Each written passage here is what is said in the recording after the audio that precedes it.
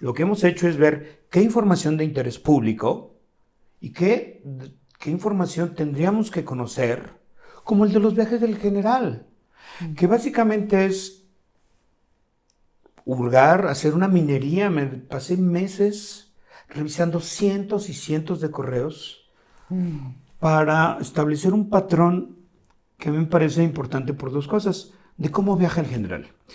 ¿Cómo viaja el general?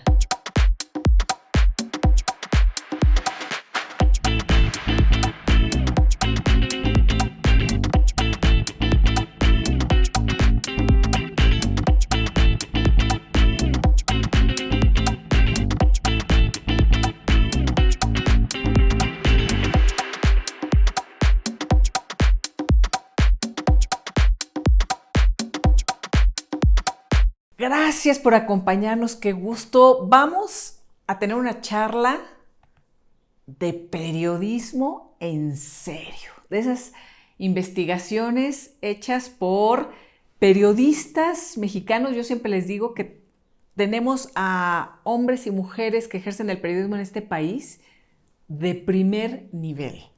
Nacho Rodríguez Reina, gracias por acompañarnos. Elisa, qué gusto, y Qué sobre gusto. todo me encanta que digas y que hagas la introducción, haciendo que hablaremos de periodismo, que yo creo que es lo que hace falta mucho en el país, ¿no? Esto, ¿no? Porque la Y, gente piensa que a veces los políticos son periodistas o los académicos son periodistas. Digo que todo está muy bien, pero no siempre se hace periodismo. O hay quienes escriben y, o quienes opinan y está bien, pero no son periodistas, y Nacho. se minimiza el papel del periodismo, yo creo que en la construcción de lo que hemos batallado durante décadas, por tener un país que pues tenga reglas democráticas mínimamente aceptable, que la calidad democrática sea eso. Y creo que el periodismo ha hecho un trabajo desde hace muchos años, Sí. muchas mujeres y hombres periodistas, y de repente en estos climas de polarización política se olvida que los periodistas no tenemos un papel ni en contra ni en favor de nadie. Así Nosotros hacemos periodismo, informamos, y bueno, Yo creo decía, que vale la pena reforzar eso. Nacho, yo decía, ni am lovers ni pe-haters, periodistas. Es lo que hacemos. Ya, Ya, ¿no? pues. Digo, que quede claro, porque la gente siempre está en esas. Incluso los medios de comunicación, que es otra dinámica, ¿no? Son empresas y los grandes medios. Entonces ahí los periodistas tenemos que seguir defendiendo la profesión con nuestro trabajo bien hecho. Sí, ¿No? y no tenemos por qué ni apoyar, ni odiar, Nada, ni no, no, aplaudir no. incondicionalmente a Sí, nadie. cuando dicen, Pues es que golpea. No, no, no, no, no, no, no golpeo. Oye, es que aplaudo. No, no, no, no aplaudo. Se hace periodismo, punto. ya, Ya, exacto. ya, así. No, o sea que feliz de que hablemos Oye, de periodismo y querido que Nacho, sea eso. y vamos a estar hablando mucho. Espero que esta sea la primera de muchas veces que podamos hablar. Y hoy en concreto, ¿no? Como probada de lo que seguramente podremos hacer después, quiero hablar de una de tus más recientes investigaciones sobre el general secretario de la Defensa Nacional y sus viajes, y los viajes que realiza con sus familiares, y, y la perspectiva que hemos perdido también de lo importante, ¿no? Que es la rendición de cuentas, la transparencia. Sé que, no sé cómo te ha ido con este reportaje en lo personal, en lo profesional, sé que muy bien. Eh, lo pudiste sacar, ha sido muy visto, muy escuchado, pero yo no sé personalmente si has tenido algún tipo de presión. Pues mira, la verdad es que no. Incluso me preguntaban si no tenía temor. Bueno, pues yo creo que no. Yo cumplo con hacer mi trabajo. Obviamente, digo, hay temas, circunstancias, coberturas mucho más riesgosas. Pienso en los colegas que están en las zonas donde el crimen organizado es Sí. el verdadero poder. Y mira que lo hacen con una valentía, una dignidad, mujeres y hombres, reporteras, reporteros. Y no, digo, sí, sé que el trabajo que saqué obviamente apunta a uno de los poderes que poco a poco se ha ido engrandeciendo en este gobierno y que me parece que ha escapado a todo control, ¿no? Que la fuerza que ha adquirido las Fuerzas Armadas. Mira, yo estaba viendo, yo empecé a cubrir el ejército desde 1994. De hecho, yo muchos años después conseguí la ficha que el ejército de inteligencia del ejército hizo sobre mí. ¿La Sedena? La Sedena. La Sedena, el área de inteligencia, la sección 2 del Estado Mayor Presidencial, pues hace un seguimiento a todos quienes escriben sobre el ejército. Y eso es normal, eso lo hacen todo el mundo. Sí. ¿Qué decía tu ficha? Pues muchos errores. Me confundían además con un periodista que murió en la Guerra Civil de El Salvador. Y se llamaba Ignacio Rodríguez Terrazas, un colega de Chihuahua, que cubriendo la guerra entre la guerrilla salvadoreña y el ejército y la dictadura, lo agarró tiros cruzados y lo mataron. Me confundían con él, entonces decía que yo había nacido en Chihuahua, ¿no? La verdad es que era una inteligencia bien chafa. Porque no eran periodistas de investigación, claramente. No, pero es que eso es el tipo de inteligencia que había. ¿Sí? No sé si siga diciendo, pues, hoy ya tienen Pegasus, antes no tenían Pegasus, ¿no? Pero decían que yo tenía relación con un general de la zona militar de Guanajuato. La verdad que no.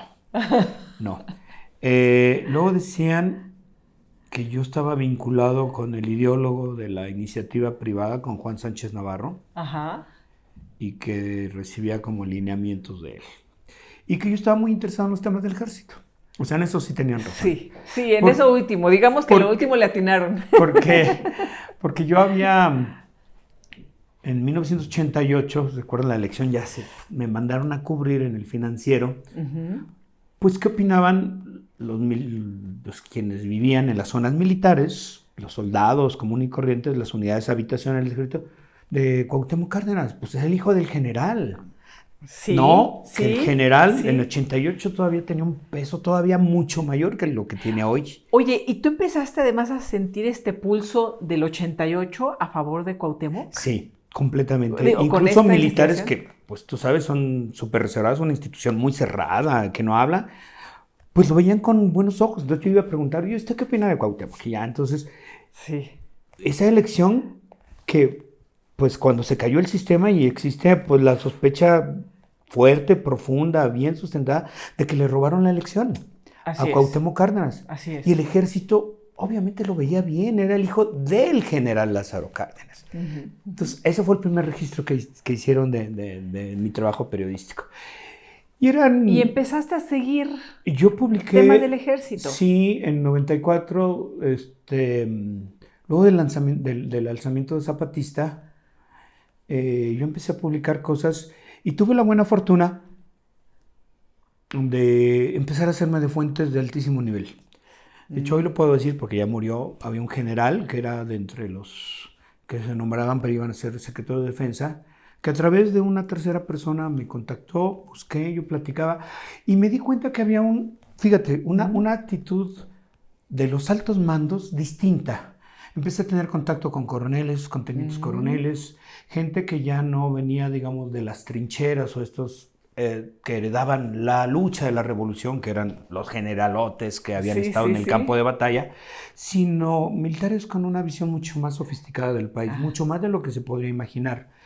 Entonces ellos veían que mis trabajos pues estaban bien hechos, que no tenían ningún propósito más que informar. Exacto. Y que lo hacía de una manera lo más profesional posible. Y respetaban eso. Y se abrían conmigo. Mira, me parece bien interesante esto, Nacho, porque a veces cuando uno dice, a ver, ¿quién sabe de temas del ejército?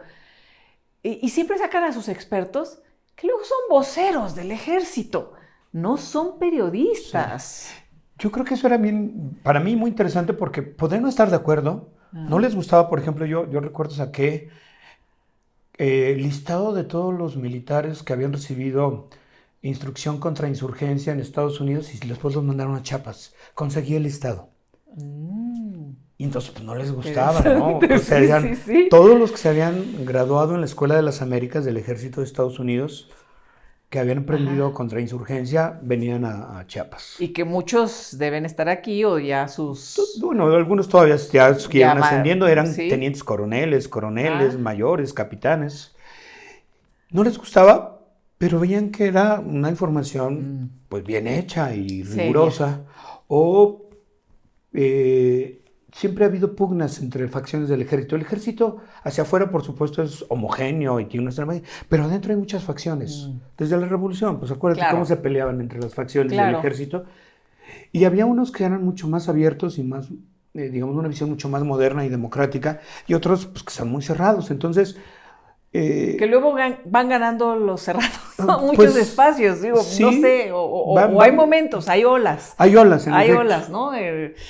Y me buscaban y ellos mismos me pasaban documentos. Por ejemplo, publiqué también, después del alzamiento de Chiapas, y obviamente hubo una gran purga y eso, porque pues como el ejército no había detectado que había en formación un ejército zapatista, claro, que se iba a levantar en armas contra el ejército, no lo detectaron, no lo pudieron neutralizar. Entonces hubo una gran purga. Y hubo el primer cambio interno, que eran la lucha entre, los militares que decían, nosotros no tenemos enemigos internos. Nuestra misión es proteger al país, a la nación, de las amenazas externas, de otros ejércitos. Pero nunca estaremos en contra del pueblo. Que es precisamente la naturaleza del ejército. Por eso dice, el ejército debe de estar en labores de seguridad nacional. ¿Qué es eso? El enemigo externo, no en labores de seguridad pública, que son los propios ciudadanos y ciudadanas mexicanos. Entonces, quienes estaban en contra, pues me pasaban los documentos que hablaban de las nuevas doctrinas militares. Entonces, bueno, yo he venido trabajando muchas cosas del ejército durante muchos años, ya la verdad me cansé, ya basta de verde olivo y campos militares y eso. Pero ahora está muy interesante. Bueno, todo lo que estás comentando es vigentísimo. Y, por ejemplo, siempre ha habido un conflicto fuerte, todavía existe, entre lo que le llaman los militares de terciopelo, que eran todos aquellos grupos de la élite que se vinculaba mucho con el presidente en turno, el Estado Mayor Presidencial, que sigue existiendo. Esa es la otra cosa. Una de las cosas que se anunciaron es que se había desaparecido. No es cierto, no desapareció. Sigue el Estado Mayor Presidencial. Está encuadrado en una cosa que se llama el Batallón de Servicios Especiales de la Policía Militar. Eso es el Estado Mayor Presidencial. Continúa. Con otro nombre. Sí, bueno. Y legalmente está en receso. No desapareció. De hecho, Jacinto Rodríguez, un colega también muy querido, publicó justamente cómo no había desaparecido el Ejército Mayor, el Estado Mayor, y solamente le cambiaron de nombre y lo declararon en receso. Legalmente todavía existe. En el momento que quieran, alguien lo activan. Dice que se acabó el receso y lo vuelven a activar. Bueno, entonces... Son como los granaderos. Pues... es que estoy viendo... Oye, ¿cuántas cosas...? Lo encuadraron en la Policía Militar. Luego tenemos que hacer como todo un análisis de las cosas que nunca existieron, ¿no? O sea, todas estas ideas de desaparecemos a los granaderos, bueno, o sea, le quitas el nombre, le cambias el uniforme, ¿no? Le pones un escudito distinto. La Guardia Nacional Civil, bueno, no o sea, yo creo que después hagamos un programa de las cosas que nunca existieron en la 4T. Bueno, pues lo que hemos estado viendo todos, el creciente poder de las Fuerzas Armadas. Eso. Nacho, no sé si te has adentrado, y ahorita hablamos de este caso concreto que de los viajes. De lo que publiqué, los viajes de lo que general. Publicaste, pero ¿tú has visto esta pugna o te has adentrado o has estudiado lo que me comentabas hace un momento de estas visiones distintas dentro del propio ejército? No recientemente. En este gobierno no he tenido este acercamiento que sí tuve en otros gobiernos. De hecho, me hice amigos de varios generales. Pues estaría muy interesante. Que fíjate que además, pues sí, eran la generación que ya ahorita ya se retiró, algunos ya murieron, pero me daba acceso a tener una visión mucho más sofisticada y rica de que el ejército eran muchas ideas, incluso en choque, y que había quienes apoyaban, por ejemplo, a Cuauhtémoc Cárdenas. Está muy interesante además porque creo que en este momento en donde el ejército tiene tanto poder y tantas nuevas tareas, incluso antes nada más reservadas para civiles, para los empresarios, en fin, ahora se están adentrando a un mundo muy complicado en un país muy corrupto, más allá de todo el tema de seguridad. Entonces, es interesante. Sí, yo aunque no he podido, digamos, en estos años tener acceso a como lo tuve en otras épocas, estoy convencido y estoy seguro, porque además pues han ido creciendo dentro del ejército. La gente con la que era teniente coronel seguramente ahorita ya es general y esto. No los he buscado, tampoco me han buscado. Pero el ejército hacia afuera es una imagen de una homogeneidad terrible, brutal y eso. Pero adentro tiene una vida interna y una dinámica que muchas veces no es fácil y que creo que hoy, cuando están en el papel tan protagónico que tienen con este gobierno, muchos no están muy a gusto.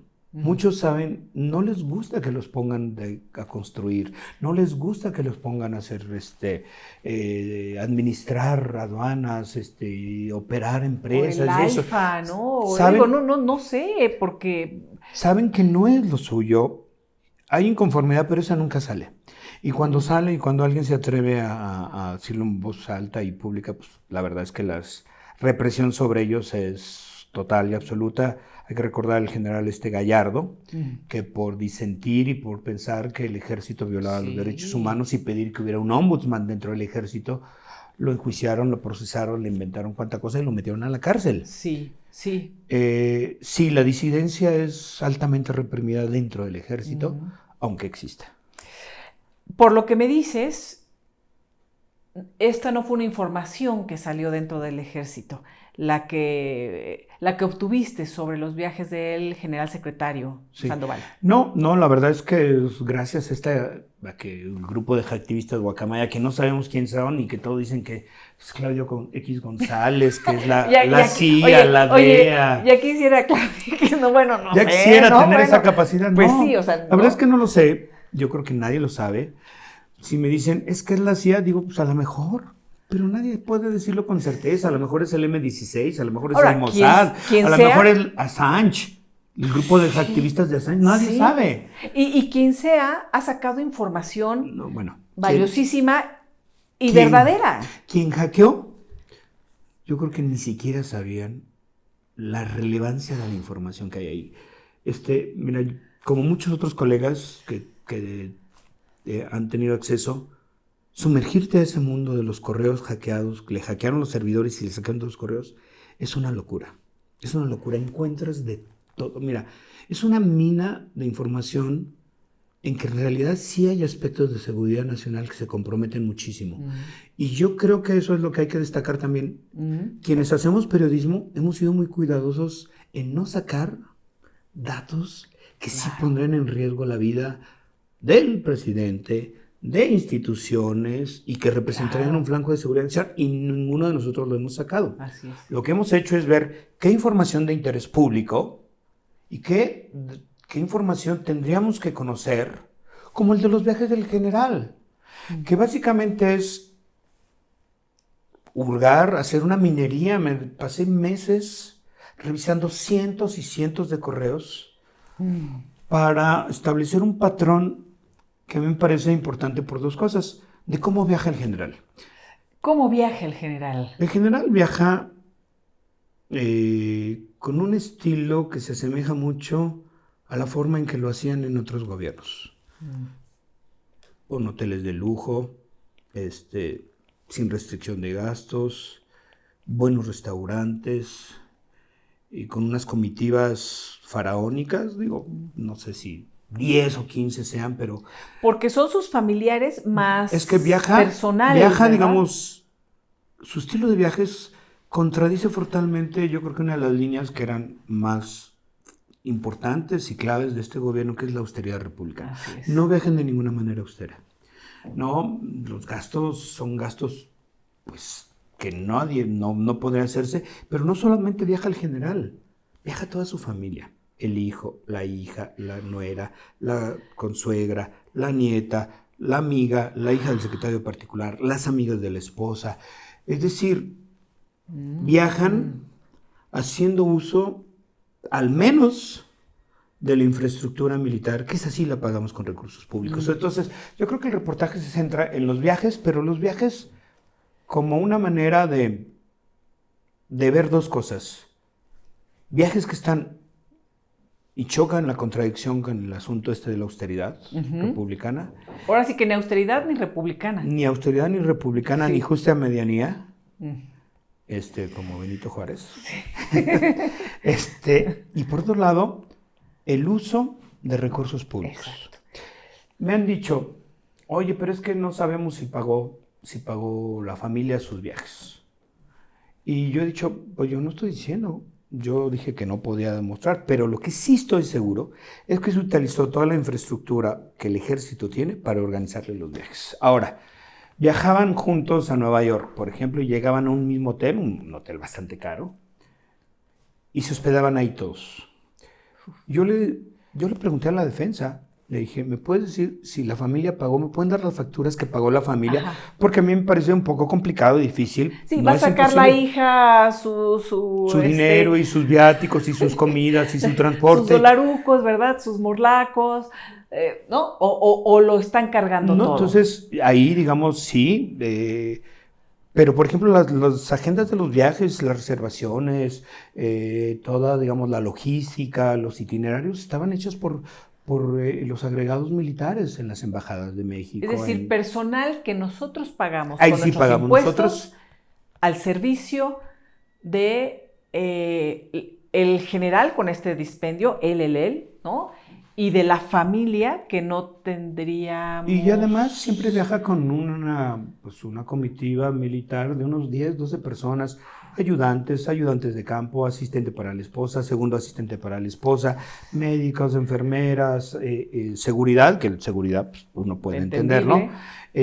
Avanzada, logística, conductores, viaja como con 10 y eso. Entonces, normalmente las comitivas son como de 20 personas para viajes pues muy oficiales, que realmente las actividades pues consumían muy poquito tiempo. Y todos esos gastos, a menos que nos demostraran y fueran transparentes, que yo creo que ese es el punto que también el trabajo deja, denos cuenta, ¿quién pagó ese dinero? ¿Quién pagó los hoteles? ¿Las comidas se las pagaron por separado? ¿Quién pagó las camionetas en las que se transportaban? Ahora, usaban los jets militares.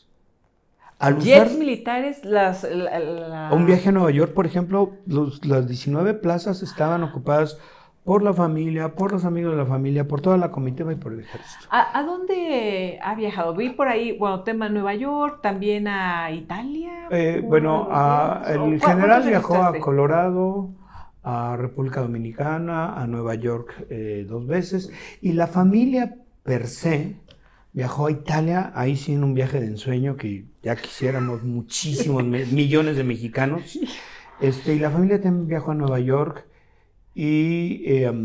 con la infraestructura militar. Sí, por ejemplo, el agregado militar de Italia y los 2 agregados, el agregado adjunto, le armaron una agenda de 14 días a la familia, un grupo, ellos le ponen un grupo familiar y una menor, la menor es la nieta.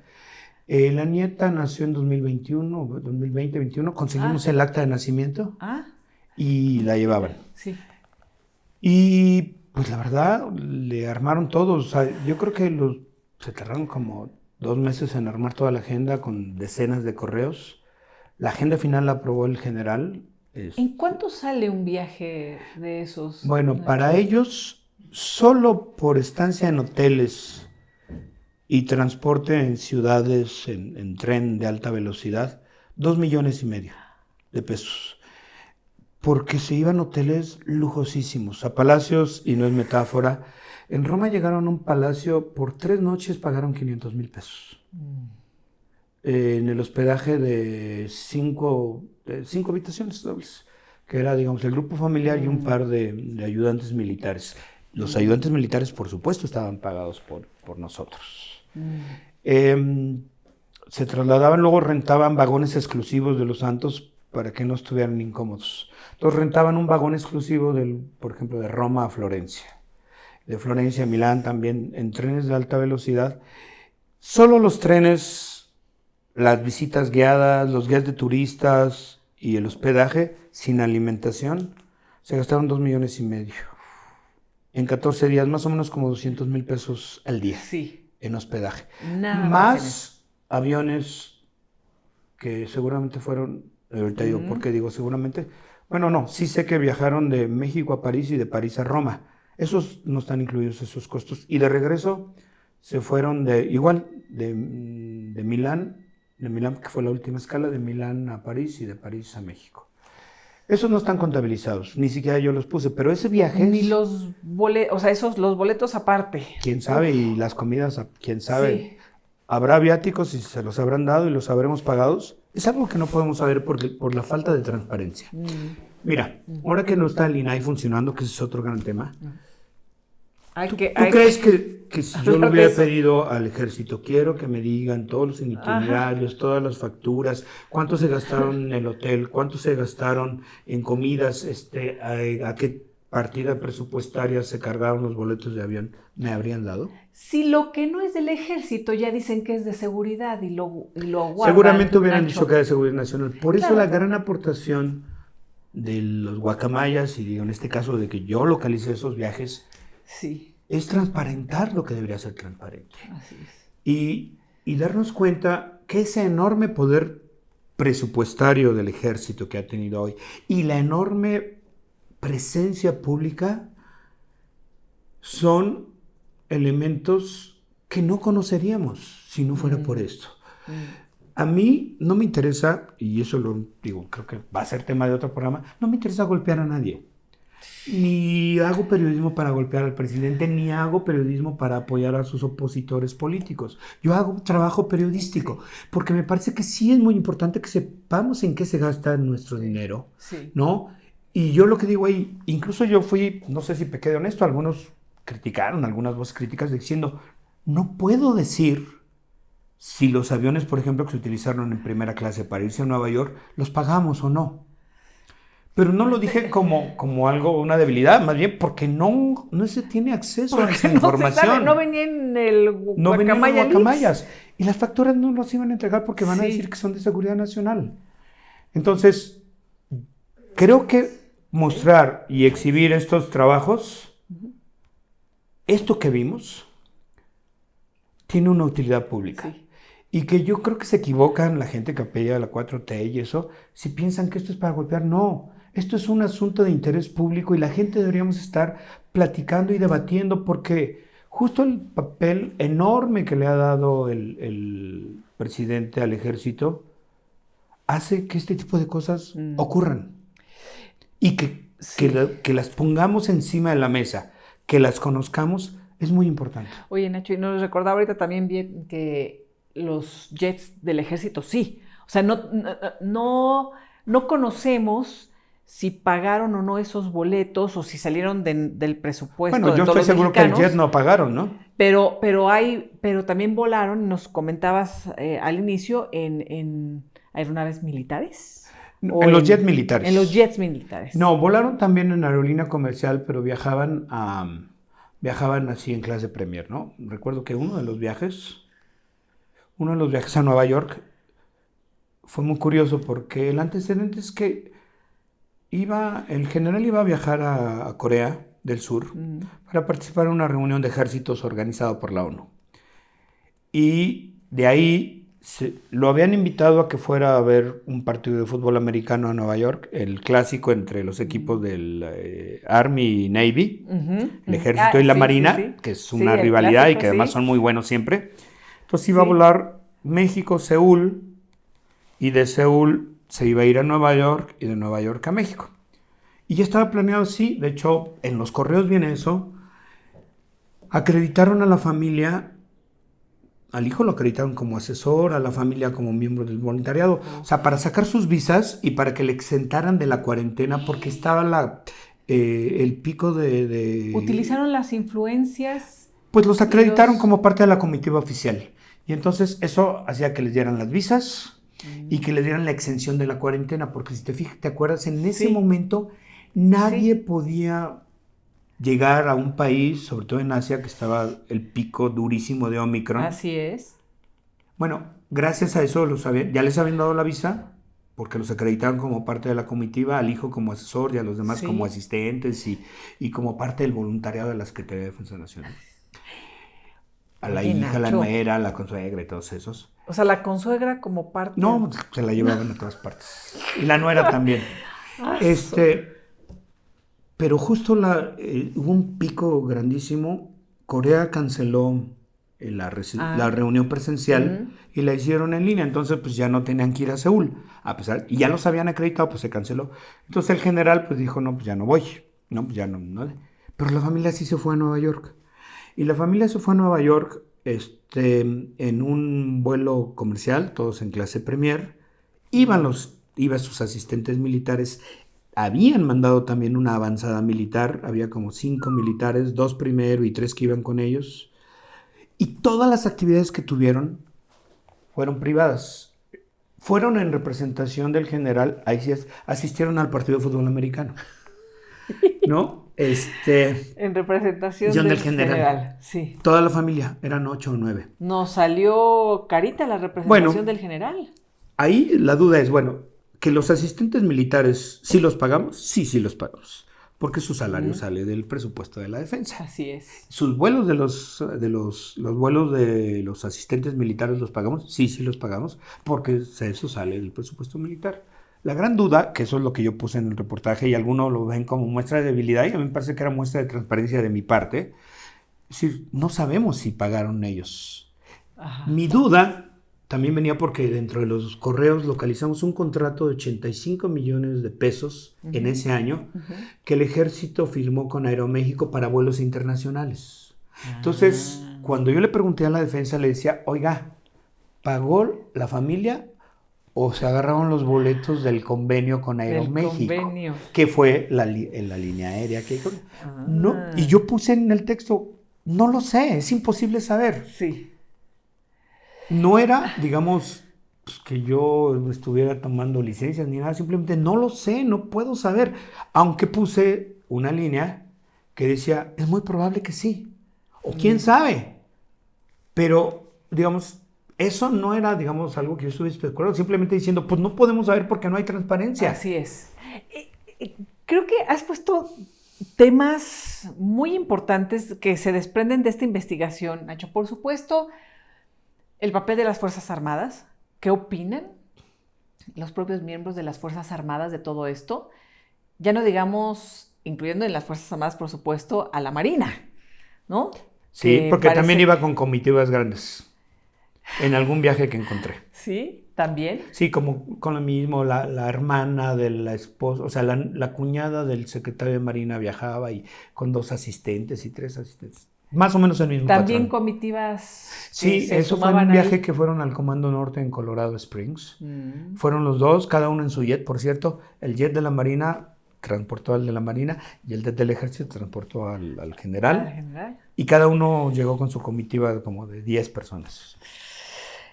Fíjate, ¿qué opinan los miembros de las Fuerzas Armadas que no son parte de estas jerarquías?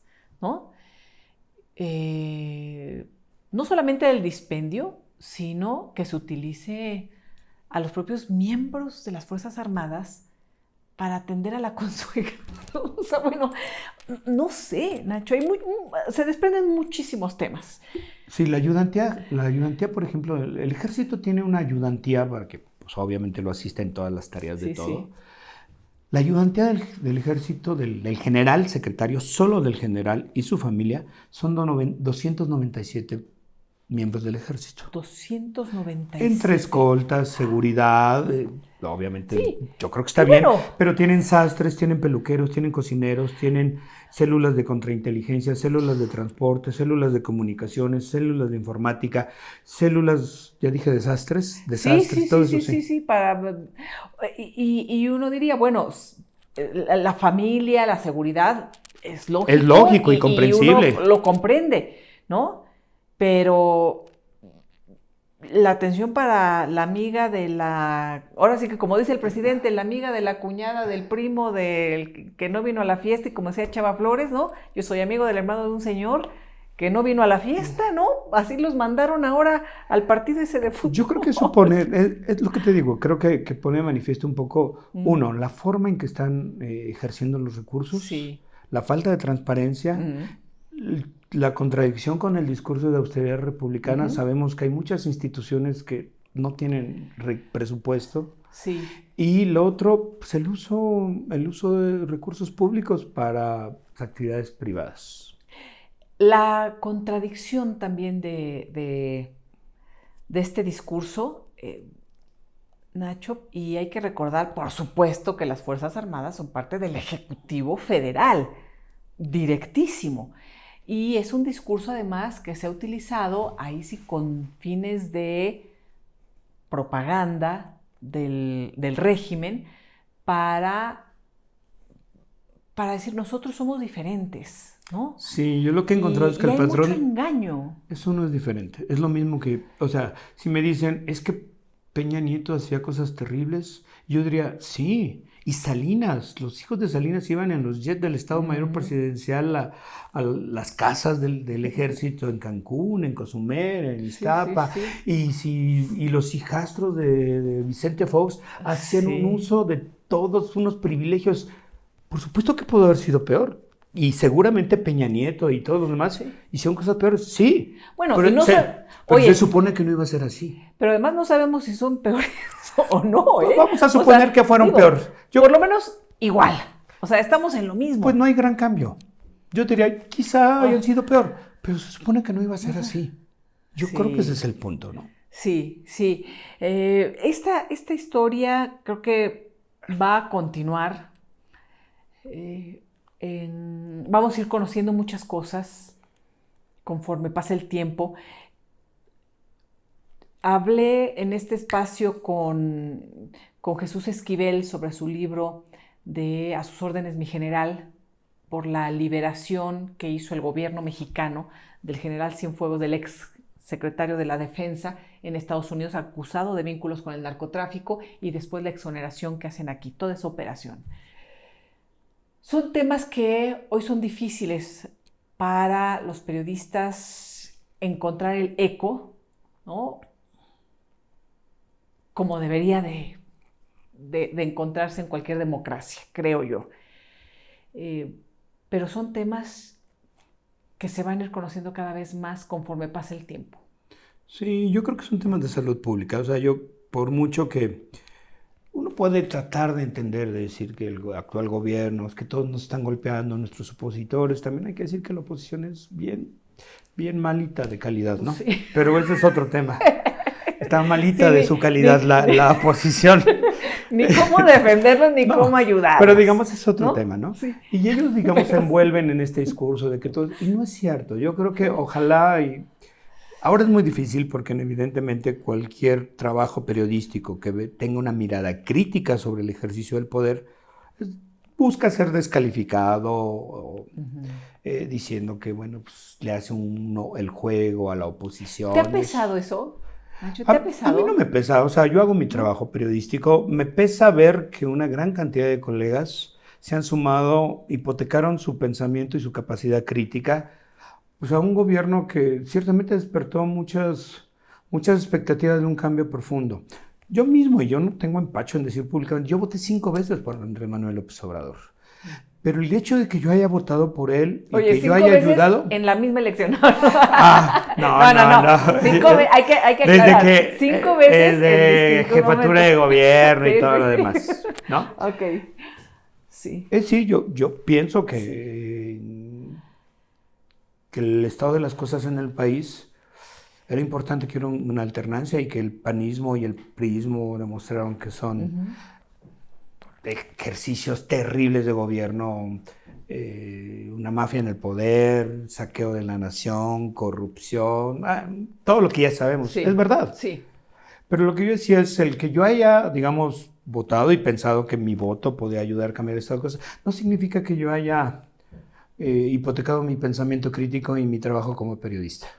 A mí no me pesa que me digan, porque yo sé que no. A mí me duele y me da un poco de lástima a todos estos colegas que hoy se pliegan de una manera crítica a hacer la apología de un gobierno, cuando ese no es nuestro papel. Ellos ya han renunciado a hacer periodismo y tienen toda la razón, quizás solo hacen activismo. Yo creo que también hay que distinguirlo, Nacho, y hay que seguir hablando de estos temas, porque hay creo yo, una gran confusión también asusada desde el gobierno, porque es muy fácil poner a todos como opositores. Y no es así. Y yo creo que el papel de nosotros es resistir esa, digamos, esa dinámica, esa inercia de ponernos en un lado de opositores o de gente que hace apología. Sí. No, yo creo que hay que reivindicar. O tener el temor y replegarnos, porque mucha gente tiene miedo de hablar. Yo lo sé, y hay que reivindicar el enorme. Entre un extremo y el otro hay un terreno amplísimo. Hay que reivindicar el terreno de ocupar los matices. Ni todo es la maravilla, ni estamos en el paraíso, ni todo es terrible. La recuperación de los matices, el enorme grado que hay entre un polo y el otro, ese es el que deberíamos estar ocupando. Y hacerlo con responsabilidad, con rigor, con profesionalismo. Y sin embargo, el calificar a un grupo como opositor o a personas y cancelar lo que pueda decir, creo que también es una dinámica muy perjudicial actualmente, Nacho, porque comentas y dices, tú no hipotecaste tu pensamiento crítico ni tu ejercicio periodístico.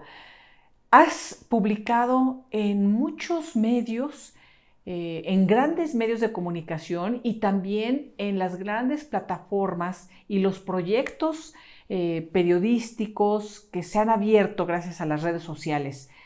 En esta ocasión, este trabajo lo publicaste en Mexicanos contra la Corrupción. ¿Y en dónde más? En Proceso, en El Universal y con Carmen Aristegui. Y todos ellos ya están colocados como oposición, Nacho. O sea, ¿qué decir de esto? Me parece importante tu reflexión y lo que nos puedas decir, porque entonces es muy fácil que la mitad de la población, o no sé el porcentaje, que apoya a Andrés Manuel López Obrador va a decir, esto es golpe, descalificación, y te pueden cancelar. Mira, yo creo que hay, digamos, grados, pero yo, en mi opinión,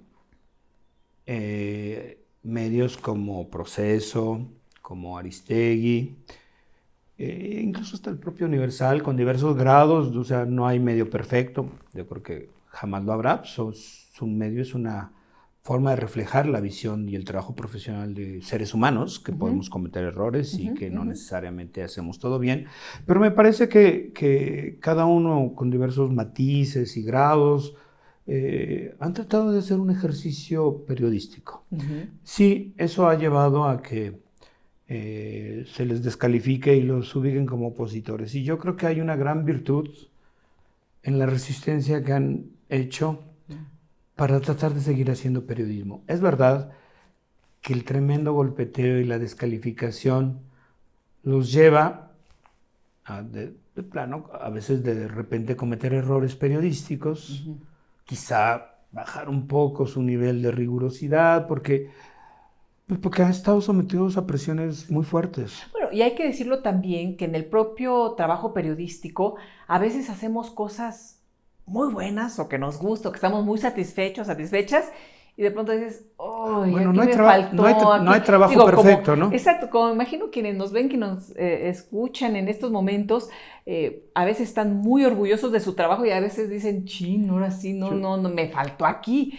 Digo, nos sucede también como periodistas, pero tratamos siempre de hacer un trabajo. Mira, y yo creo que espacios como este en el que estamos platicando tú y yo, y que tú has platicado con muchas otras personas, es valioso porque, a ver, la propia dinámica política del país nos ha puesto, o perteneces a un lado o perteneces al otro. Y hay millones en cada lado, por supuesto que hay millones de opositores y hay millones de gente que son seguidores incondicionales, pero también hay muchos millones que no. Así es. Y yo creo que este tipo de espacios que no encuentran dónde, ¿no? Son los que yo creo que hay que buscar resistir y buscar seguir avanzando en la medida. Y buscarnos. Y vámonos buscando y vámonos y yo creo que la gente va a agradecer que escuche pues información o un punto de vista honesto, que no busca ni apoyar, ni tirar, ni derrocar a nadie, sino que busca que nos entendamos y que encontremos un lugar donde podamos reflexionar juntos. No tenemos que estar de acuerdo en todo, no tenemos por qué pensar igual. hay una gama de matices entre un extremo y otro. Yo creo que deberíamos tratar, y sé que es muy difícil por la dinámica que se ha impuesto en el país, de ocupar esos espacios y que la gente también no tiene que estar alineada ni a quienes odian a López Obrador, que también me parece bastante enfermo, ni quienes le aplauden como si fuera pues un ser inmaculado y eso. Ninguno de los dos, es un hombre, es un político con aciertos, errores y un ejercicio de poder, ese es el asunto. No tenemos por qué no hacer una revisión de cómo ejerce el poder. Exacto. Él mismo lo pidió durante 30 años que estuvo haciendo campaña. Bueno, pero es que ya llegó. Bueno. Ya no le gustó cuando llegó.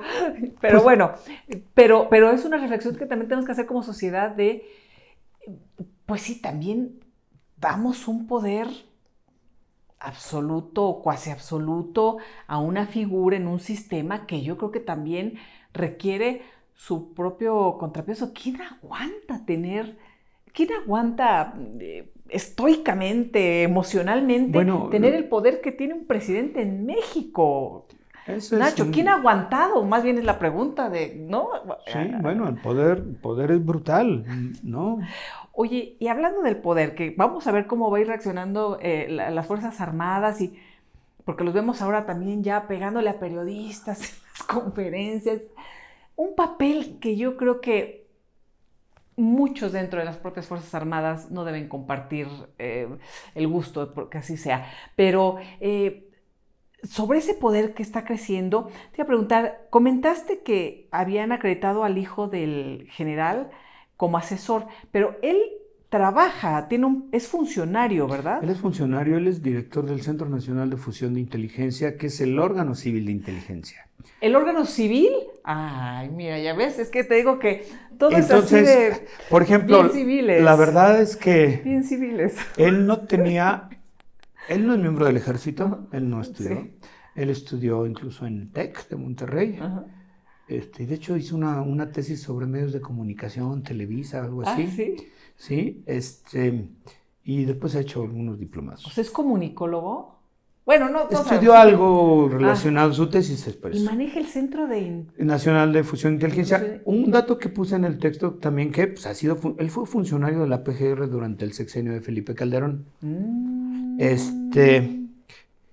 Y él es actualmente, entonces una de las preguntas que yo mandé en un cuestionario a la Secretaría de la Defensa es, pues si no había contradicción en que un civil que no tenía ningún papel dentro del ejército, ninguna pues, comisión oficial dentro del ejército, fuera acreditado como asesor a Seúl. Ya no fue porque pues, se canceló, pero fue a los otros viajes.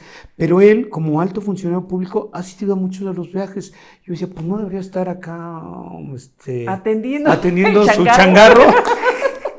Oye, pues sí. O sea, es un alto mando. Él debe estar en el segundo o tercer nivel de los más altos, el segundo o tercer más alto mando de la inteligencia civil de México. ¿Y qué hace este centro de inteligencia civil? Reúne todos los centros de fusión de inteligencia. Hay centros regionales que son como unos grupos en que está la PGR, la Fiscalía, el Ejército, la Marina, el CNI. Reúnen información de inteligencia y la pasan al Centro Nacional.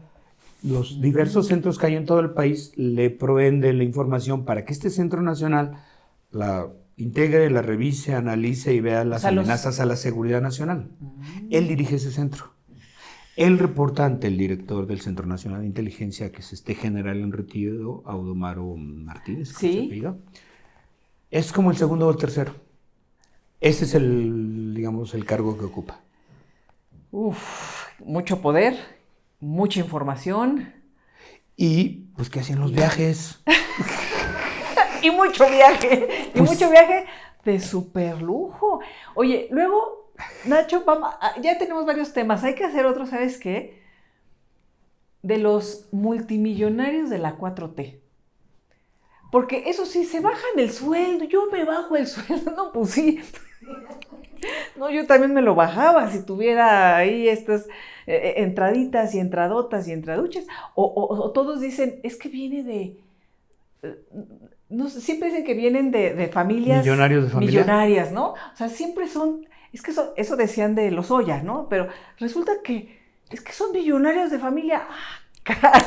Yo creo que es otro caso, mira, que ¿Por qué bueno, no tú hacemos sabes que uno? yo he escrito mucho de Lozoya, pero Sí. ese es un caso así de que sí, bueno, en realidad sí venía de una familia millonaria, pero el poder los enloquece y la Bueno, corrupción los sí, enloquece. Lozoya sí venía de una familia millonaria, pero ahora es recontra ultra archimillonaria, negociando con el que viene de otra familia millonaria, que es el fiscal. En fin, hay que hacer después, Nacho, uno de los multimillonarios o los millonarios en dólares de la 4T. Hagamos algo así, por ejemplo, hablando de este tema de las contradicciones. Pero, si te parece, lo dejamos hasta aquí Dejémoslo y una estamos próxima. emplazados a seguir platicando, charlando de periodismo, de las investigaciones fantásticas que has hecho.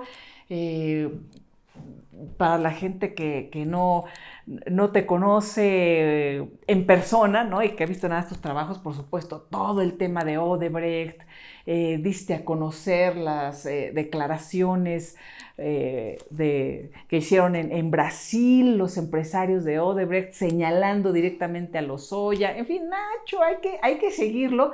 Aquí lo presentamos en sociedad ante las cámaras, Hombre, Dani, porque a veces nada encantado. más te vemos te vemos a través de tu pluma, ¿no? Pero ojalá te podamos Muchas seguir gracias por la aquí. invitación, encantado. Y yo creo que esto, mira, qué bueno que estemos construyendo estos espacios, porque yo creo que son espacios donde podemos, haciendo a un lado la polarización, Sí, realmente sí, hablar de los temas que son relevantes. sí, sí lo ¿No? creo. Y ni tú ni yo, ni hay una cantidad de... No nos interesa derrocar al presidente, ni Nada. lastimarlo, ni nada. No nos interesa hacerle el juego a los opositores tampoco, y ni alabar ni a uno ni a otro. Nos interesa hacer lo que sabemos hacer y lo que creo que es nuestra obligación, que es pues información para que estemos informados y que pensemos, reflexionemos y construyamos nuestro propio punto de vista.